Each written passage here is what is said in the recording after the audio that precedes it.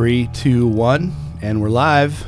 This is Jon Anderson with Seamless Podcast. I'm here with my co-host, Mike Carroll. Hey, Darren. How's it going today? Good. How you doing? I'm doing well. Looking forward to the weekend. It's a great weather in San Diego to take advantage of, so I'm looking forward to that. Good deal. I had a tequila sunrise this morning. Ah, perfect. Little hair of the dog that bit Little you. hair of the dog, yeah. Actually, I felt pretty good this morning. We did a big event here at Nescowork last night. It was this Guadalajara, San Diego tech kind of Silicon Valley. And a lot of great guests. Jon, who's here on the show, and Jon were both there last night. Did you guys have fun? Yeah, no, it was a fun event. So I had a blast. Yeah, they had tequila tasting, and I do remember Jon and I, what were we singing? White Wedding? Yeah, White Wedding. Yep. Like we had a four-piece, or not four-piece, but four lead singers. Unfortunately, when I turned around, there was nobody listening. It was just us going on. It was just kind of us in the patio because everybody had kind of moved in, but it's just one of those special moments. Yeah, it was fun. Well, great. Great to see everybody here today. We're here with San Diego basketball star DJ Gray. How you doing, DJ? I'm doing well. DJ Gay, but... What did I say? Gray? That's the first, but... I don't see any gray on you, so gray on me. Yeah, no. DJ Gay. Sorry, buddy. It's all good. Good to see you. Yeah, good to see you, too. Thank you for having me. Good. So, first time podcasting, or you done it before? I've done a couple of them before. Yeah, cool. Yeah, Do you like the venue and the podcasting and radio and stuff like that? It's a cool experience. I mean, playing at San Diego State and being in front of the camera and mics and things like that, it's something that's kind of become kind of normal. But understood. And do you get trained for that usually? Do they actually do professional media training for that? No, they don't. No? Now that I think about it, now I was at San Diego State, we've never had that coaching. But they just send you out to the wolves. Yeah, huh? I was going to say, I wouldn't be surprised if they did. At least say this, not that, What you'll notice is it's usually the same 2 or 3 guys always talking to the media for a reason. And you were one of those guys? I was fortunate to be good looking, one of those articulate, guys. Always scoring a lot of points. No, scoring wasn't my thing, but... You had some pretty good scores on that team. I think you did. You played with. Yeah, you did. Yeah, we did. Yeah, well, I just think I was thinking about having some media training on that could be helpful because it seems like when you talk to most D1 college athletes, they seem to have it together, and maybe that's just because they tend to be smart people, But you know what I'm saying, they always kind of say the right thing. It's about the team, and right. I couldn't have done it without It everyone might else. depend on what conference you're watching and what sport it is. I feel like the SEC may not be so much up to snuff in that regard. That's true. But what they're talking about has been ingrained in them since 3rd grade. Yeah, right. Right. Talking points. So that's 9 Exactly. years old, and now they're 20. Right. Yeah. They got 10 years of experience saying the same type of stuff. Yeah. Now You think it's where it comes from? Yep. Training starts in high school and junior high now with all the social media and things like that. Yeah. And are you a big social media guy? I am. I'm starting to get into it. I was never a big fan of it, but I know it's a necessary evil nowadays. Yeah. But I'm starting to get more and more into it and trying to grow the following and spread the word, spread the message. So DJ Gay, not Gray. Great to have you in. Tell us a little bit about a couple of the activities that you're working on. You have a really cool sports program, and we're going to talk about the tie-in with Gigaraise and kind of the need for gyms, but tell us a little bit about your 2 programs. Right. So 6 years ago, I started a youth club basketball program called the San Diego Bulldogs. We run out of the Carmel Valley Boys and Girls Club, San Diego Boys and Girls Club. It's a partnership with the Boys and Girls Club. So we are a nonprofit. And 6 years ago, we started out with just 5 teams. Fast forward to today, we're currently at 32 teams.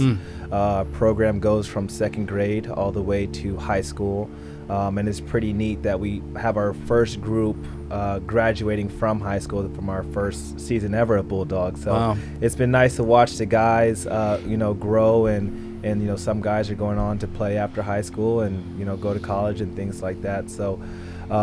That's kind of my main baby right there. We have about 400 kids in the program. We take them all over. We just did a national tournament in Portland where our 7th grade team won the championship, which was pretty cool. So that's kind of what I have going. But I just started a new venture. It's called D23 Athletics. This is more of the camps, the clinics, some events that we'll be doing. Just something to kind of give back to the community. as some people may know, the club world, everybody feels like, that's my kid, that's my kid, that's my kid. But I just wanted to start something where anybody could come to just to learn the game of basketball or become better or take a nugget or two back. So I have a couple clinics coming up. I've got 3 camps coming up this summer. So that's kind of the direction that I'm headed. They go hand in hand, but yeah. Awesome. So we're here also with our friends. You've met Jon Anderson from Gigaraise, CEO and founder before. How you doing? I'm doing good. And John Rayner from SD Social Leagues. That's correct. So I was curious, we talk a lot about entrepreneurship, and I see you as a straight up entrepreneur. Do you see yourself as that? Absolutely. And so what's it like to go from managing and sort of coaching 5 teams to being responsible for 32? Because that's some significant scale, It was, I never envisioned it. I mean, it happened. It happened on accident. To be honest with you, I played professional in Europe. My last spot was Ukraine. The war broke out, and they sent all the Americans home. So the Russian, is that the war we're talking about? Like the Basically annexation of Crimea. Yeah, like Right. Crimea and all that. So What was that like? I mean, was it like, did it feel pretty like real and like legit in terms of it happening, or is it more I political? was there right before, all hell broke loose. I'm not sure if I can say that, but Say whatever you need to. Yeah, Bud. say it. We can rate the show however we want. You kind of a lot of anxiety leading up to it. right, yeah. So you can feel the tension. You could hear the talks, the whispers, and things like that. Like something may happen, and it just got to the point where the Americans like, you guys probably should go home. Really, It's that's only- kind of how it was yeah, presented. but it's only Did gonna- the it's only consulate gonna kind of get help worse. out with that? Yeah, Did you was say it how- was how's it that? like the coaches that said you should probably go It's home? the coaches, or- I mean, and your agent and Yeah. things like that. So they're communicating with people out there and, sending the messages and things like that. So, so I got my butt home. Yeah, now it's Yeah. interesting because you said the toughest thing about being, and you said you're in 3 countries, which is Slovenia, Ukraine, was Italy the third? Yeah, Italy. Yeah. So you had said that the toughest thing was like not having a microwave, which was in Slovenia, but like going home in wartime in Ukraine is pretty, serious as well. Absolutely. I didn't experience it. I didn't see anything like that. 'Cause you weren't there, Right. right? right. But I mean, it was just, it's an eye-opening that, there are things going on around the world and, The bird's eye view of things, right? Exactly. But I'm curious, like as a professional athlete, like what is your life like in that context? Because you're a little bit of fish out of water. I don't know how much Absolutely. you traveled. I mean, you've obviously very worldly because you're like traveling as probably more than most as a young athlete in college and so forth. So you're getting kind of a little bit of a rock star experience. But then you go there. Is it similar? Like, are you recognized in the same way? Does it feel the same way? It different parts. Slovenia and Ukraine's a little bit different because you're in places where, I mean, they don't really see black people too often. Oh, okay. Right? So you're walking around the street. I mean, everybody knows you're a basketball player and athlete, but you get people who want to come up to you and like touch your skin and touch your hair and things like that because they only see you on TV, right? How was that for you? Like, how did you feel about that? At first, I was kind of like, what's going on? Question, am I safe? Things like that. But they did it just out of curiosity. It wasn't big racism or anything. Yeah, I feel like that would be perceived differently if it were happening in the States than if it were in a place 100%. where it's you kind of are in a different culture. Yeah, different. Understood. Yeah, 100%. Yeah. I've heard about that in China a lot, for example, this very thing. And whether it's, like there, it might be because you're Caucasian, right? So Right. just it's all relative. John? No, I had a friend that played in Taiwan after playing at Loyola Marymount. And he stood out like a thumb because he's 6'10", white guy. Yeah, right. And he was saying, everyone's giving him weird looks up and down the street just because he stands out. And then he goes home and to watch TV at night, and it's all in a language he doesn't understand. And he wasn't really too excited about the experience. Yeah. And then he hurt his ankle, and they're trying to force him to play because he's the only American they got. So sometimes, depending on where you go, it can be a rough experience. Yeah, I mean, I've traveled all over the world, and I've never had that experience because of who I was, like somebody like needing to touch me. But that's interesting because it's all very specific, right? Like it's a more remote part of Slovenia, or more. Like I don't think of Taiwan. That's a little interesting to me It's more mainstream. I was going to say Yeah. it's more business mainstream. traffic. Yeah. They Yeah, get a lot of people business in there. international. You would think, but obviously that wasn't the case. Yeah, but most business people aren't 6'10". I see. Gotcha. You're So that was the anomaly, Yeah, he just size-wise just stood out. Did he have a change of clothes? Did he wear his uniform everywhere he went? I'm sure he brought his clothes with him. So how many seasons did you play overseas? I guess I would make it 2.5. Okay, Yep, gotcha. 2.5. So how is it you kind of bounce from one to the other? Because, I mean, it seems to me much like soccer, those leagues are very competitive, things are fluid and changing, and that must have been some cultural experience going from the U.S. to there, and then within those cultures, like bouncing around, because those are three kind of distinct cultures. And I'm curious who manages your career too. So it's like, do you have a U.S.-based agent that's placing you with these teams overseas, or like how does that work? Right. Yeah. You do have a U.S. agent, and he has connections with every different country and things like that. So he usually helps place you. But I mean, it's a 9-10 month season overseas. So you're there all year long, and then you come back and you're home June, July, half of August, and then waiting on your next gig. That's kind of how it went. That's for how me. that's how it feels. Yep. And like when you come home, is it like being a school teacher? You're like traveling around, or just like chilling out because you've been like busting your butt for 9 months? I'll be honest. My first year back from Slovenia, I went wild. Okay, gotcha. I went crazy. Yeah. And I say that, just to give you a little taste of what it was like. I went over there at 185 to 90 pounds. Mm-hmm. And how old were you when you went over? I was 21, 22. Wow, so that's 22. young, Yep, you're still 21, figuring 22. yourself out. I came home at 146 pounds. Wow. That Slovenian diet. Jeez. Well, not just that. I mean, I had a coach who was known for being really, really tough. Yeah. We practiced 3 hours in the morning, 3 hours at night. We did this. Got no tread in the tires after that. Yeah, 5 or 6 times a week. Yeah. We practiced Christmas Day. I was probably the only American in the country who couldn't go back home. Wow. So, mentally, I went through a pretty difficult basketball situation. Yeah. So when I came home, it was just I didn't touch a basketball for a month and a half. Got it. You were just like done with that. I was like, people was like, you want to try out for the NBA? You want to do this? And I was like, I don't want to touch. I don't want to see a basketball. Wow. I think when we first met, before we knew it, we were both in the basketball space. When I was officiating, you were running programs. We met at the gym when you were with Tim Shelton. Right. And you had like a 300 Rise of the Empire, whatever T-shirt on.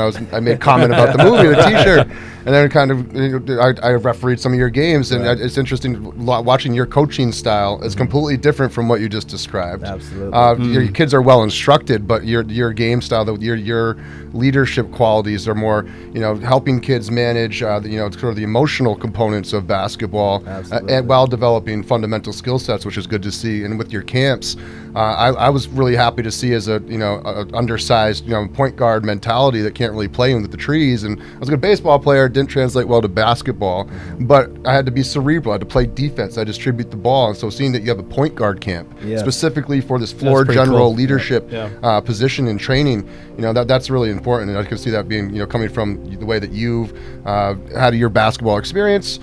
You've gone through it. You come back, now you're paying it back. But obviously, taking what you saw as maybe being toxic, and getting kids to stay more engaged and not burn out and not look at the 6-hour practices. Right. Yeah. I never coached professionally, but I did a lot with my kids, like a lot of parents do. And I always found you kind of coach during practice, and then during the game, you just let it run. That's a test. That's for me. And I've seen both styles. Like there's a guy that's out there running up and down the field and instructing them go left, go right. It's like, to me, it's like you got to let them run. Practice was always you practice was way harder than games. Games is where it all comes together. And, it does or it doesn't come together. I've always felt like there's not a whole hell of a lot you can do on game day. Maybe some situational calls, but other than that, the kids should be ready to go. And practices were run efficiently. They were, run with the purpose. Yes, and that's the thing. It's like you're preparing them during practice time to operate as a team that really doesn't need a coach per se. It's about adjustments, right? Like as a coach during the game, that's all it is. Make a few adjustments, and even that you don't want to mess with it too much, especially for kids. And DJ always sets the the mentality of if it doesn't go your way, it's just bad break. You got to accept it's a bad break and really control what you can, and what you can control is your attitude for the next play. You're always saying next play. It's the next play, the next play. Kind of like the Bill Belichick, do your job, next play, right? Till this day, I still have never received a technical. Wow. Ever. As a coach, as a player, I've never received a I technical. never had any of that either. Have you, John? I've gotten a few. More so as a player. I was never sanctioned, never talked to by a ref, because I was on the side of the field with my Yeah. clipboard, quiet, watching, and I'd maybe walk up to a kid who was like out of play and just maybe make a couple of suggestions or ask a few questions, and a lot of times just lead with your questions. Like Right. they understand, like, what did you think of such and such, and they give you the answer, right? Right. I think that's the style. Well, you probably can. I could see you having systems, being a systems guy. maybe Yeah. so, But but to the point that every once in a while you got to have a conversation with a kid. Yeah. But it's not going to change the systems that are already in play. You got to get him Yeah. to refocus on, re-engaging the right system. That Yeah, exactly. I had one game where I had 3 fouls. We're in the fourth probably should have had quarter. 5. And we're in the fourth quarter. Just Were you there? start of the fourth quarter. Imagine. And the guys got the angle on me, so I backed off and didn't touch him, let him go uncontested. And the referee wasn't in the proper position to see what happened and call a foul on me. And the ball bounced, and it was like right about the right height Yeah. for me to kick it in the rafters. That's a quick tee. Yeah. and the tee is also a personal foul. Yeah. Right. So I got my 4th and 5th foul in the same play, and I was out of the Wow. game. Yeah. So I've done some things like that. Yeah, I mean, I got, as a player, I was a football player, I got kicked out of 1 or maybe 2 games, maybe 1 on junior varsity. And it was always like either smack talk or like, hammering on a guy after play or Yeah, a something little like that. chippy after the play. Yeah, a little Right. chippy after Yeah. the play. So, but I don't know. By the time I coached, I felt completely different. But how were you different as a player and a coach? Well, as a player, you're deeply into the game. Exactly. And you're And- emotional. Like, you're really emotional, You're emotional, and sometimes when things don't go your way, it's you're not necessarily taking it out on the ref or anybody, but you're saying it out loud. And I was one of the guys that talked to the ref as a player. And 99% of the time, if you're not looking at the ref directly, he'll let you say whatever you want. Uh-huh. Right? Like if I'm looking at you, So you can murmur under your voice. you know. the fans are far away and it's loud. Yeah. You can say it loud. Yeah. Right? I could sit there and as long as the ref's way over here, I'm not face to face with him, and I'm looking over here at nothing. I can tell you, mate, that was his call, not yours. Yeah. And I And can I say stuff John like that. John Rayner's a refereed referee. Yes, right? I mean, so personally, a good referee should go unnoticed in any sport. Good umpire, that's the kind of the goal. When it comes to the youth sports, and a lot of people with the way the club ball's gone, because there's a little money behind it, they all get a little overzealous as coaches or program directors. DJ Yeah. excluded from that. DJ's as cool as they get. But it's you have to coach. I've coached, I've played, and I've reffed. And if you do, you kind of get this idea of what the tactics are. And people, I put my rabbit ears down. Yeah, you hear it, but you're not trying to be the presence in the game. So you just suck it up, right? Like, that people are going to be discontent. You blow the whistle, half the people are mad. Right. Every Yeah. every time Right. they blow the whistle. Right, because you're on one side or the other. And you don't want to get involved with text. If you give them a warning and let them know, if they keep on harping, and that's just kind of like, being a little bit abusive. But you're not trying to, you're just trying to manage a game and let them be decided on the floor. And I mean, do you walk up to a guy and kind of pull him aside, so to speak, and whisper in his ear to start, or like you want to be more visible, or is it just depend on the situation? Like if the game is at a certain tempo and a certain emotion, you might want to deliver the message differently. I think every referee has their own really approach to it, and some have not been so successful to where it actually becomes more combative with the way they do it. But I will usually, be respectful of the person, say, hey, bud, let's calm it down a little bit. I understand you're frustrated. Those are the breaks sometimes. We're doing our best for you. Yeah. And if it keeps up, then it becomes toxic to what we're trying to accomplish, which is the competition. Then they got to go. You just kind of, usually one T takes care of it, Yep. right? Usually one T does. And they're challenging you sometimes to see where your breaking points are. Right. So there is a little bit of this gamesmanship. Right. I feel like some coaches also will get the tee so that their players don't do something like emotional and get kicked out of the game or something. So some that is almost like you have to kind of take the arrows for Well, the they're good of the team. weaponizing the technical foul. Yeah. So what do you guys think of that? Like as coaches, like that I personally think that's a bad strategy, but I understand that it gets done. Right, that way. I think it depends on your players a little bit. Right. Yeah. I have a couple of coaches, and a big thing when I talk to my coaches is, it's never the ref's fault why you guys lost the game. It's never their fault. We have to adjust to the refs, and if they're not prepared, they're not prepared. If it's come down to a 1.2 point game, there's a lot of whole other things that you guys probably did that could have, Yeah, I so agree with you because really, like, the ref is there as a factor, but they're just another factor, Right, right? right. And very rarely do you have a ref that is biased one way or the other. Right. Like they may have an on or off day, or it just seems like they're on or off depending on your perspective, Right, right? right. And I'll say as a coach, I was running programs where I'm the one paying the refs, and everyone in the gym knows it. So if I'm sitting there riding them and they're getting calls in my favor, it's a bad look, and people are going to come back and play with us. Yeah, Absolutely. So I Sure. wouldn't talk to the refs as a coach, right? But at the same time, you got to kind of let your kids know sometimes you're behind them.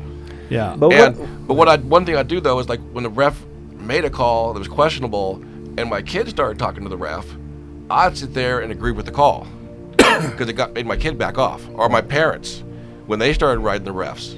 I'd agree with the call. It almost challenges the kid to kind of sit there and think about, like, oh, if my coach agrees with it, what can I do to correct that so it doesn't get called again? But if I let the kid argue, if I let this kid argue, the next kid's going to argue. Yeah, it's like and it's enabling. going to steamroll into this big thing. And the other thing it steamrolls is up the stands, stands, you know, right. like that's where, you know, you like the conversation behind the conversation, you know, which by the way, will sometimes live from game to game to game, right? Like usually the kid and the coach can let it go in that game. Yeah. But you can start to build a culture around parents, like having this mentality, like When I came up, like with my coach, you didn't talk to the officials. You handed them the basketball, right? Exactly. It was the coach. If anybody talked to the official, it was the coach. Right. And I do feel that there's a lot more of kids being able to chatter too much with officials, parents having too much access to the field. That comes into the facilities that we have to use. I mean, it's really hard, and you're in this competitive environment with stripes on, which might as well just be a target, right? And the parents are 2 feet behind you, Right. You know, all over the court. You can't get away from them. You hear them more than the players, Right. and you gotta suck it up. But I don't think that's the right culture, and that starts with leadership. It starts with somebody who's a program director having parent meetings. Say, here's the standards that we are going to operate in. Either you're in or you're out. Right. Right. Yeah, I know. Like I was at a baseball field over in Old Town, and I've noticed this at a couple of the Little League fields. You know, there's a little sign that kind of says, you know, the refs are here doing the best job they can, and that's a good message. And I've had a couple of programs where I've had to not want to accept those games when they're assigned to me, because I'm saying until they put a sign up that says this is our code of conduct. That's something you can do. Here's what we expect out of you. Yeah, exactly. That's what it was. It was like a little mini code of conduct and kind of suggesting context for the game, you know? Yeah, what it allows us to do is just turn around, not have to say anything, turn around and point to the sign. Right. Yeah, cool. Hey, so tell us a little bit more about Bulldogs basketball. And I was on this track of kind of going down the entrepreneur track with you, because I think first and foremost, you're an entrepreneur. Have you always been an entrepreneur? And did you come from a family of entrepreneurs? Like, what was the bug there? No, so my mom and dad have always been hardworking, 9 to 5, parents. And I saw how hard my mom and dad worked. And, for me, it was funny. I was like, I never want to be that guy, right? I don't want to be behind a desk. I don't want the 9 to 5. But then all of a sudden, once you start down this entrepreneur path, you're not working 9 to 5. You're working 9 to 9. Exactly. Right? Yeah, exactly. You're working 9 to 9. But I mean, this is, I've never wanted to coach. This is not what my vision was. I mean, of course, growing up, I always said NBA, play as long as I can and things like that. But I saw the impact. I saw the opportunity, and I ran with it. So. No, I haven't always been an entrepreneur. I've always been a student athlete first. Always been the basketball player, been the basketball guy. But this is a very fortunate situation that I'm in and blessed to have it. What was the feeling like when you got accepted, or you got that call or that letter? I imagine it was a call from San Diego State saying you had made the team. It's funny because a lot of people don't know this, but I was actually committed to UC Irvine first. And San Diego State didn't stop recruiting me, and they said, DJ, just come down, just come down and see the campus, right? I said, that's a pretty good selling point. Yeah, like just come down, just come, and I did, and I watched the practice, and I saw Coach Fisher and the coaches, and I saw Viejas, back then it was called Cox, and I was just like, well, this is way bigger than everybody. Yeah. Coach Fisher's Coach Fisher's hard to say no to. I'm assuming too. He's got to coach the Fab Five. All this notoriety with that team, and then going to San Diego State. Then you had Tim Shelton was a teammate of yours, and Kawhi Leonard, right? So you guys had a pretty good run. Yes, what do you kind of notice with your experience as a player there versus going with this team that's on this run this year? Is differences in style? What do they have versus what you guys had? What I think is similar between our Sweet 16 team and this team is that all the players are bought in. You don't see anybody trying to chase numbers, trying to be the star, there's no one out there who's like, oh man, he's just trying to make the NBA, he's just trying to make the league. Right. And that was something that we had on our team, is we all knew our role, we all accepted our role because we were having success, right? So we're like, Coach Fisher always says it, if you win, everybody's boat rises. Right. So and that was truly the case. It's good to see people buy into concepts like that, right? And what do they say? Small me, big team. Exactly. So I think that's what makes this team truly special, is they have 10 guys who all accept their roles. And they're very good at their roles, and they're bought into one thing, and that's winning basketball games. Yeah, it seems like they have good chemistry, right? Because it's one of the hardest things. You can have all the talent in the world on the court. If they don't have chemistry and understand this is a team sport, right? This isn't the backyard anymore. This isn't the pickup ball. Right. Everybody's an athlete on the court. Absolutely. You better have some strategy and execute it. And what makes me nervous about this team, where I think we're different, and people ask me all the time, which team is better? Which team is better? Our team, we were bigger and we were more athletic, right? You have Billy White on the wing, a 6'7" guy his head can touch the rim and defend any position. You have Kawhi Leonard, who everybody knows what he can do. Yeah, right. You had Tim Shelton. You had a 7-footer in BC. You had Chase Jamal. Like, our talent, our athleticism, and I was the least athletic guy on the team, but that's saying something then, right? But just to have that athleticism, allowed us to compete at a really, really high level. And people don't realize in our conference we had 4 ranked teams. Yeah, we had 4 ranked teams in our conference that year.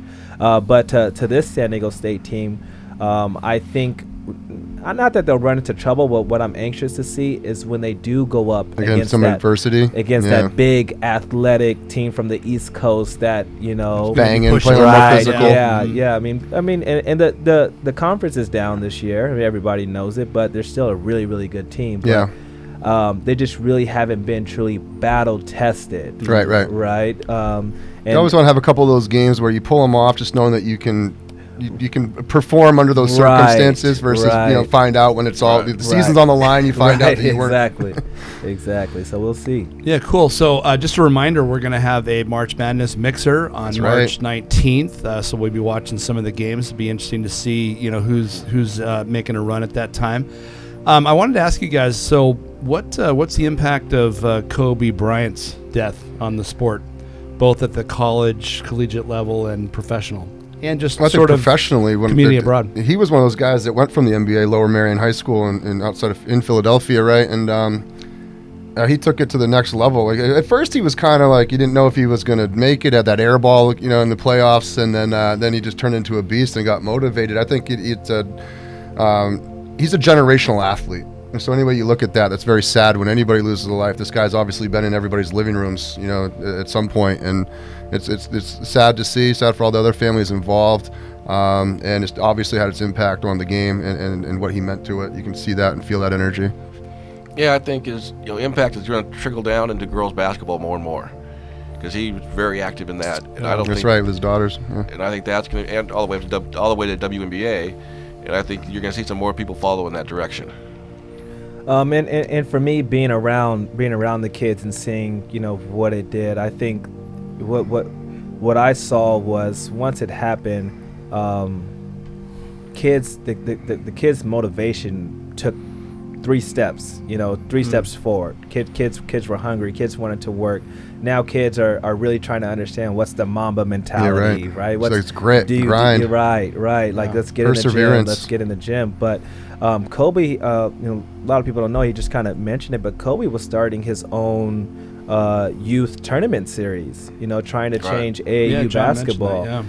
So I mean, my teams were actually going to go and play in the Mamba Cup next month. Is that going to be at the MAP? That's going to be at the American Sports Center. Okay. So so it's going to be. He had this tournament series that started in September, and the championships of this tournament series is going to be in March, and we're going to go out there, and it's Yeah, he was doing some really big things with the AAU club basketball, with the girls' side of things. I actually co-authored a proposal for a camera system to be put at the maps on their main court, and part of the selling point was that we'd be able to live stream Kobe Bryant and his daughter's games, right? And there are other guys that were in that pitch as well, but it was having that. Seeing what he was doing with the girls' basketball, because he had girls, right? Absolutely. And John, you've got girls, right? All girls? Right. Yeah. No, right. And two girls, 2 boys. 2 girls. Okay, sorry. But now the girls are playing. The girls, right. Yeah. And, we actually had our girls' team, 7th grade. They actually played against Kobe's team about a year ago, before they got really, really good. And it's cool, like say. Our coach's women's director, like she beat Kobe, that's, right. but just to, see him out there coaching and things like that, and then having a program where we were able to compete against him is pretty cool. Yeah.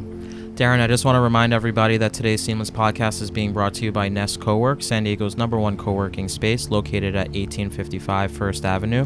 As you heard earlier, we host plenty of live events here, including the March Madness Mixer. So come hang out, check out some games. There'll be food and drink, and it'll be really fun space. Hopefully, John will be running around here somewhere. I'll definitely be here. Darren will be here. So come find us. Might be doing some podcasts there. It should be a great event. If you want to find out more information about Nest Cowork, you can go to www.nestcowork.io. Over there, you'll be able to get a 7-day fuel pass, which is a free trial of everything we have to offer. And we're back with our guest here, DJ Gay. And I would be remiss if I didn't ask you what it was like in those SDSU days playing against Kawhi Leonard. We've seen kind of how he's taken over the sport now. But back in those days, did you feel like you could take him? Did he have that Mamba mentality that we were talking about earlier? Because I feel like he's one of those players. He's a dialed-in guy. Well, when he first came in, he couldn't shoot, right? That was the big knock on him. And then the Spurs, they had this kind of shot doctor guy that's supposedly really good at improving your shot. And because he was almost like Jimmy Butler, a two-way player, was really good on defense, but it took him a couple years to make his name on offense. And now he's one of the most dominant players in the league. So I'm just curious what it was like to go against him before he kind of had that notoriety. Kawhi, the stories that you hear about Kawhi in college, they are all true. Right?